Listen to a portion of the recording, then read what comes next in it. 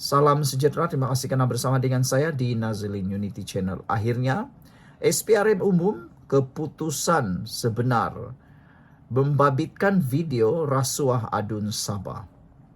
Adakah dengan laporan ini 16 adun Sabah akan ditangkap atau ditahan SPRM? Namun, Azam Baki menyatakan bahawa laporan forensik 10 video rasuah adun Sabah keluar seminggu lagi, kata Azam Baki. Laporan forensik membabitkan 10 rakaman video adun Sabah yang dikaitkan dengan rasuah akan dikeluarkan kira-kira seminggu lagi. Ketua Pesuruhjaya Suruhanjaya Pencegahan Rasuah Malaysia, SPRM, Tan Sri Azam Baki berkata, siasatan mengambil masa sedikit lebih lama berikutan banyak video yang perlu diproses. Kata beliau, SPRM perlu meneliti video-video tersebut untuk mengelakkan sebarang pertikaian terhadap keadilan siasatan. Pegawai penyiasat memerlukan masa sedikit lagi kerana ada 10 rakaman video, bukan satu video, kata Azam Baki. Kita kena tengok teliti. Siasatan kena adil, nanti akan ada pihak-pihak mempertikaikan pula dan mempersoalkan adakah ini satu siasatan forensik yang adil dan sebagainya. Jadi kita kena buat cara elok, katanya, ketika ditemui pemberita selepas merasmikan persidangan anti rasuah Asia Tenggara 2025 Recalling Jakarta Statement hari ini.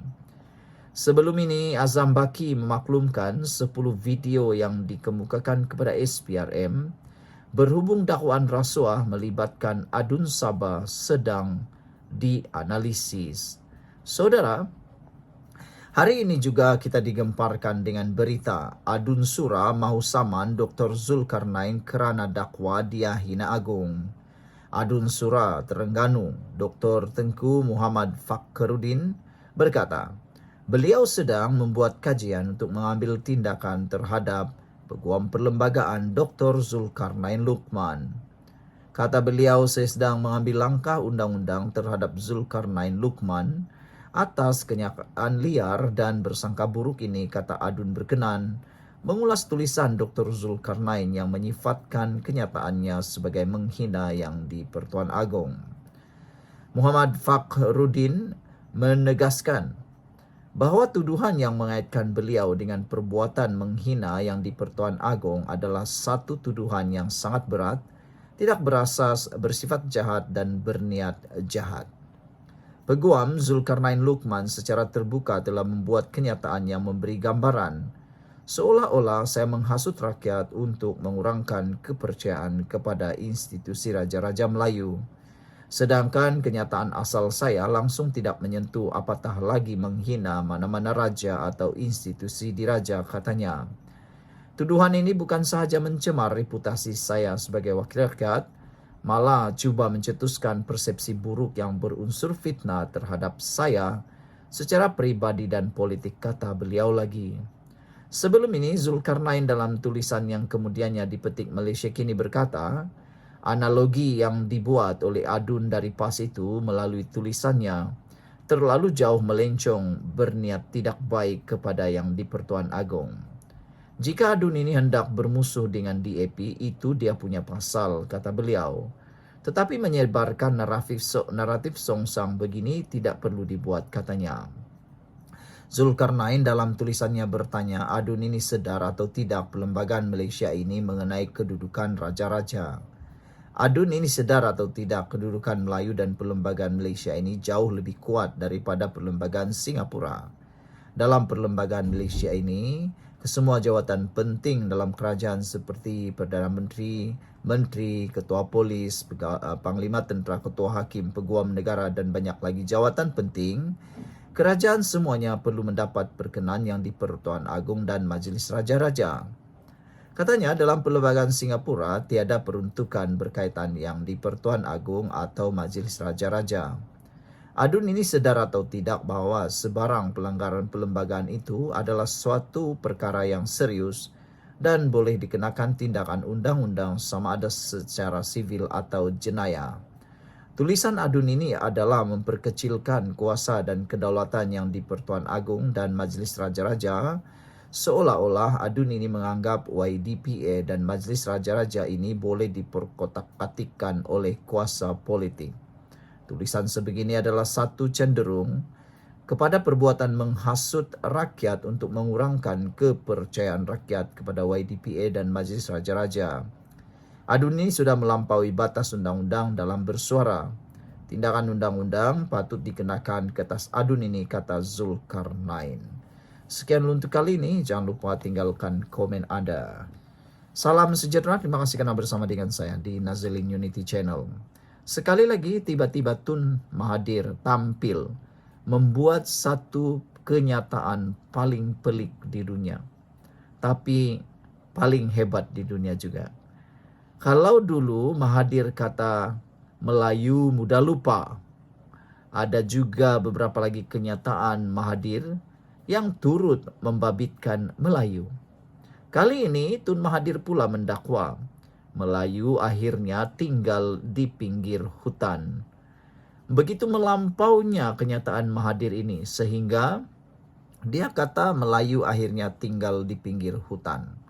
22 tahun, 22 bulan beliau Tun Mahathir jadi Perdana Menteri, tapi masih lagi berani bercakap akhirnya Melayu tinggal di pinggir hutan. Bukankah Tun Mahathir adalah Perdana Menteri selama 22 tahun, 22 bulan? Kalau ini yang dikatakan oleh Mahathir, secara tidak langsung beliau sedang memberi telunjuk beliau kembali kepada diri sendiri. Bolehlah dianggap apa yang Mahathir cakap ini kegagalan beliau menjadi Perdana Menteri selama 22 tahun dan 22 bulan. Bukankah patut beliau mengatakan bahawa beliau menjadi Perdana Menteri telah banyak membantu memajukan orang Melayu supaya apa yang berlaku boleh menunjukkan kejayaan beliau. Tapi dengan dakwaan Melayu akhirnya tinggal di pinggir hutan ini, beliau cuba mengenakan kerajaan. Beliau cuba mengeji, menghina kerajaan. Tapi sebenarnya beliau lupa dialah Perdana Menteri paling lama sekali menjadi Perdana Menteri di Malaysia.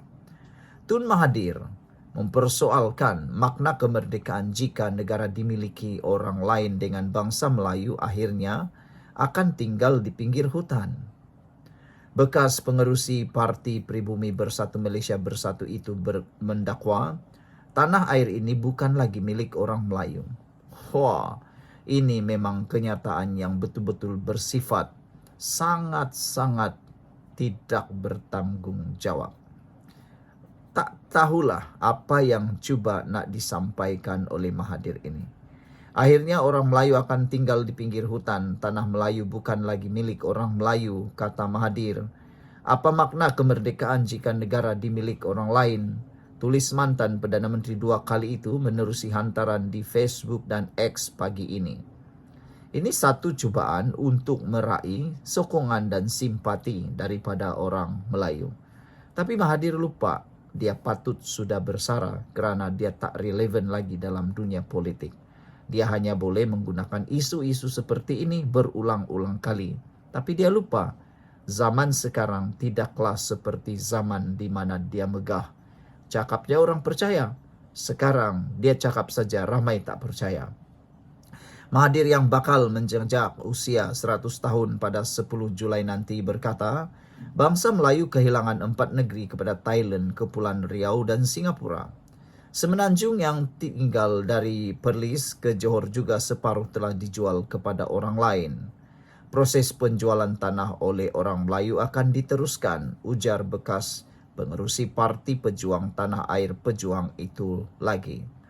Kita tak tahu apa sebenarnya yang cuba Mahathir sampaikan ini. Yang pentingnya Mahathir patut berehatlah, bersaralah daripada campur tangan politik maupun pentadbiran negara. Masa Tun Mahathir sudah berlalu, sudah terlalu tua dan tidak mampu lagi melakukan apa-apa. Sekian dulu untuk kali ini, jangan lupa tinggalkan komen Anda.